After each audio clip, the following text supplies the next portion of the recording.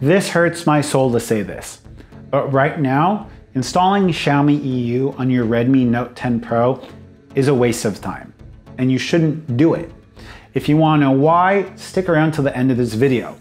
I'm also going to be asking you guys to comment about what the next ROM you want me to review is. Right now, it's between Aero OS or Pixel Experience, most likely Pixel Experience, but let me know in the comment section down below. One of the big questions about Xiaomi EU is whether or not you should install it.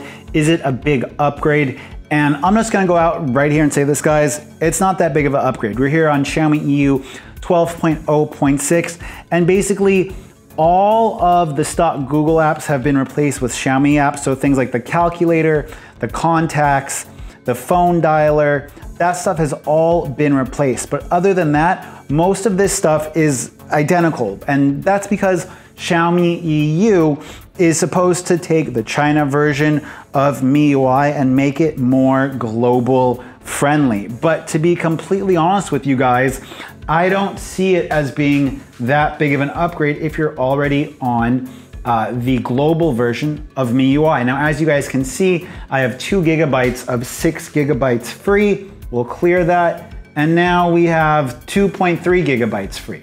It does a perfectly fine job at holding apps open in RAM. Instagram, you guys should go ahead and follow me on. Twitter, definitely go ahead and hit me up on Twitter. It's where I answer a lot of your questions. And it's actually the fastest way to get your questions answered.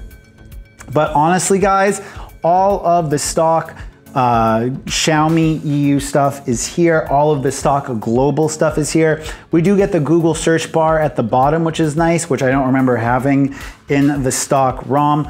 But my biggest issue with this is that because we don't have the global beta builds, we don't have the global beta testing program anymore, we're not getting the beta EU builds, which is definitely a big downgrade in my opinion. And because this is a global device, Xiaomi really isn't doing that much to develop on it. And all of the lags, all of the stutters, all of the little things, which I didn't like, oh, the clock has been updated to the stock MIUI one. All of the little things that I had issues with MIUI here on the Redmi Note 10 Pro, they're still here. It's not like this has been a transformative experience.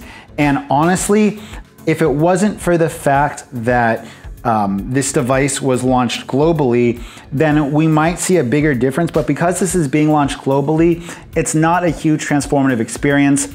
It is de-bloated, and we don't have a lot of the stock MIUI, or we don't have a lot of the extra MIUI features that we had from the factory, and all of the pre-installed bloatware like Netflix and stuff like that is uninstalled here for the most part. But other than that, guys, I'm still running into the same bugs, which was I have this weird Spotify bug if I choose to have stuff in external storage, even though my external storage, my micro SD card that I have attached is super fast. It still crashes Spotify. And even before that, I was having a bunch of other weird Spotify errors and stuff like that. Apps are still a little bit weird to open and close. And overall, if you're gonna go through the process of flashing something, of totally trying to make your device more like stock Android, I would just go for Pixel Experience ROM, which is probably going to be the next ROM that I review, but let me know in the comment section down below, and let's take it back up top. Okay, I hope you guys enjoyed that really brief, really quick ROM review of Xiaomi EU, and you guys can see and understand why this ROM is much less of a transformative experience and much more about some subtle tweaks to give you guys some of the best features of the China ROM and some of the best features that we already have of the global ROM. I hope you guys enjoyed this video, and don't forget to comment down below about which ROM you want me to install next.